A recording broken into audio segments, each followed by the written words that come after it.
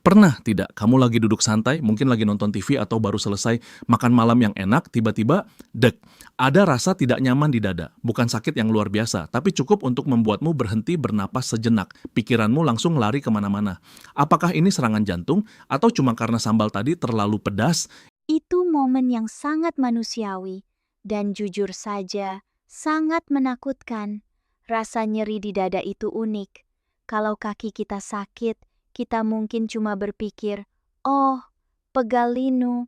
Tapi kalau dada yang sakit, itu seperti alarm kebakaran yang menyala tepat di pusat kendali kehidupan kita.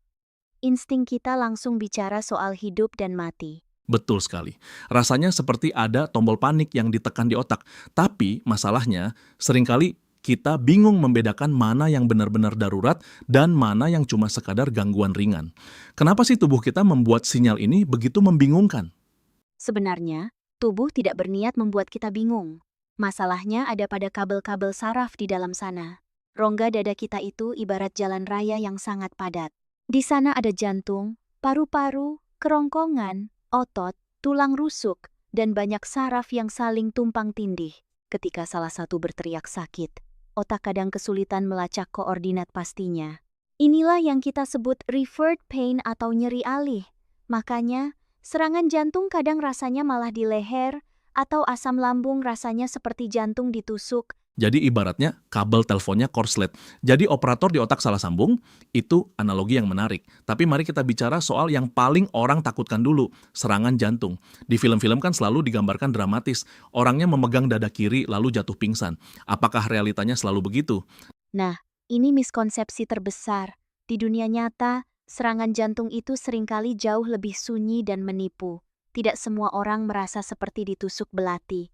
Banyak pasien justru menggambarkan rasanya seperti ada gajah yang duduk di dada mereka, tekanan berat, rasa penuh, atau seperti diperas. Dan yang paling tricky, rasa itu bisa menjalar, bisa ke bahu kiri, ke rahang, bahkan ke punggung.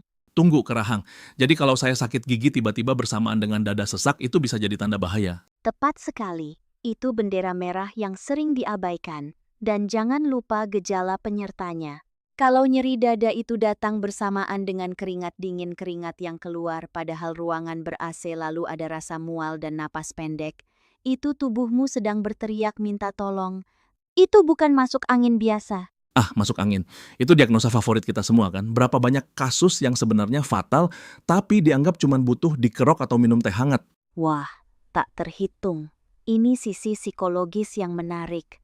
Manusia punya mekanisme pertahanan diri yang disebut denial atau penyangkalan. Mengakui bahwa jantung saya bermasalah itu menakutkan.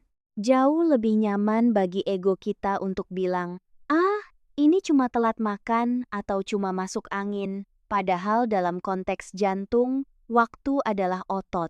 Time is muscle. Semakin lama kita menyangkal, semakin banyak sel otot jantung yang mati karena kekurangan oksigen. Time is muscle. Itu kalimat yang mengerikan tapi sangat logis. Tapi mari kita balik situasinya. Bagaimana dengan orang yang panik berlebihan? Sedikit nyeri langsung ke UGD, ternyata cuma asam lambung atau GERD. Kenapa GERD bisa semirip itu rasanya? GERD itu peniru ulung. Dia adalah aktor watak terbaik di dunia medis. Ingat tadi soal jalan raya padat di dada. Letak jantung dan kerongkongan itu bertetangga sangat dekat.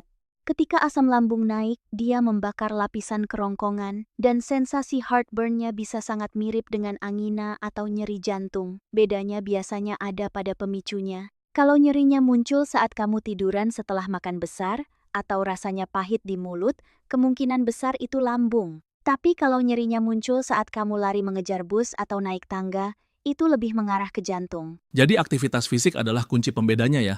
Kalau dibawa gerak makin sakit, curigai jantung. Kalau dibawa rebahan makin sakit, curigai lambung.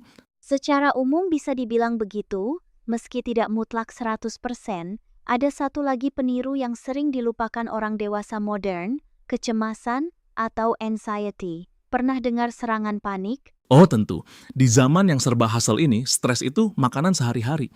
Betul. Saat kita stres berat, otak melepaskan adrenalin. Jantung berpacu kencang, otot dada menegang, napas jadi cepat. Kombinasi ini bisa menciptakan nyeri dada yang sangat tajam. Orang yang mengalami serangan panik seringkali yakin 100% bahwa mereka sedang sekarat kena serangan jantung.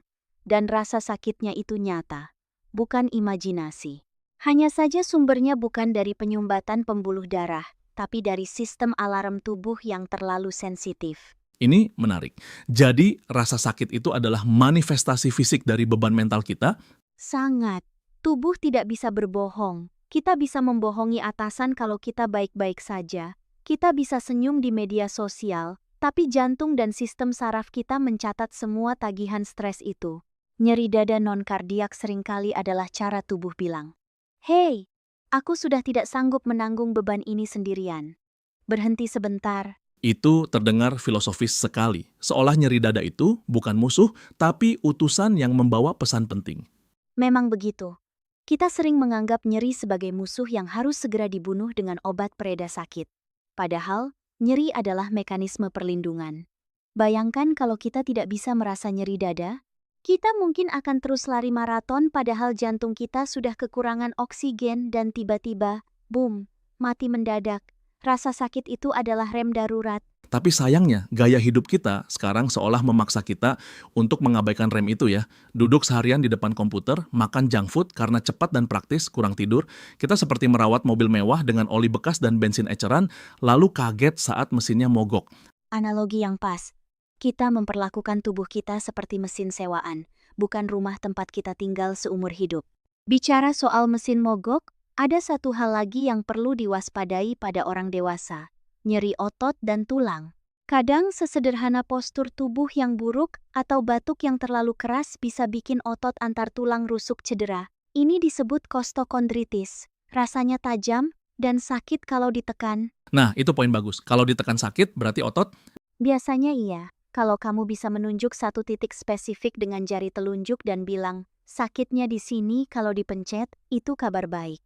Jantung letaknya di dalam, tidak akan sakit kalau dadamu ditekan dari luar. Nyeri jantung itu rasanya dalam, difus, menyebar. Tidak bisa ditunjuk dengan satu jari. Oke, mari kita rangkum sedikit untuk pendengar kita agar tidak paranoid tapi tetap waspada.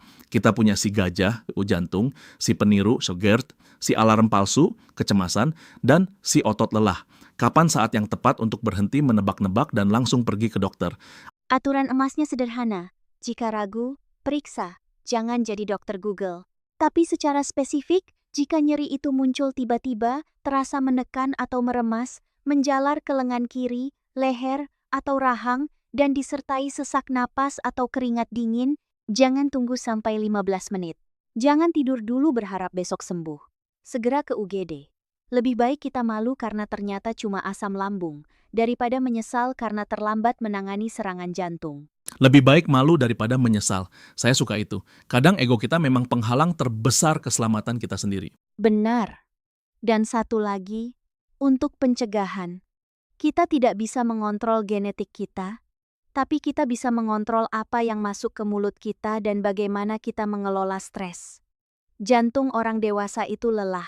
Dia sudah berdetak sekitar 100.000 kali sehari tanpa henti sejak kita lahir.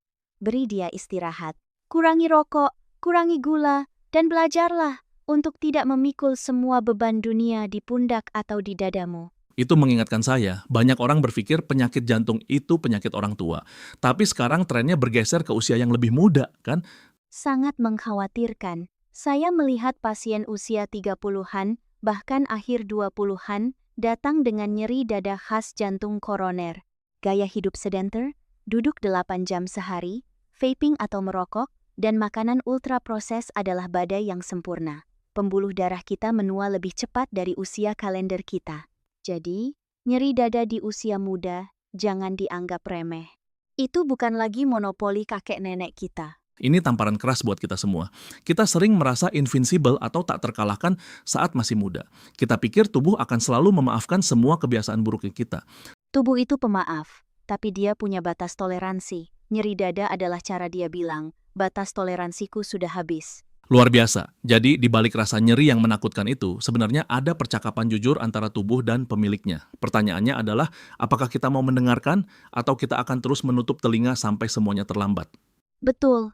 Dengarkan bisikannya sekarang, supaya kamu tidak perlu mendengar teriakannya nanti di ruang ICU. Rasa sakit adalah guru yang keras, tapi dia jujur. Terima kasih banyak untuk pencerahannya hari ini. Ini bukan sekadar diskusi medis, tapi juga refleksi tentang bagaimana kita menghargai satu-satunya kendaraan yang kita miliki untuk mengarungi hidup ini. Sama-sama, semoga kita semua bisa lebih peka terhadap sinyal-sinyal itu. Untuk Anda yang sedang mendengarkan, jika Anda merasakan sesuatu yang aneh di dada Anda, jangan ambil risiko. Sayangi jantung Anda, karena dia telah setia berdetak untuk Anda, bahkan saat Anda tidur lelap. Sampai jumpa di episode berikutnya, tetap sehat dan tetap waspada.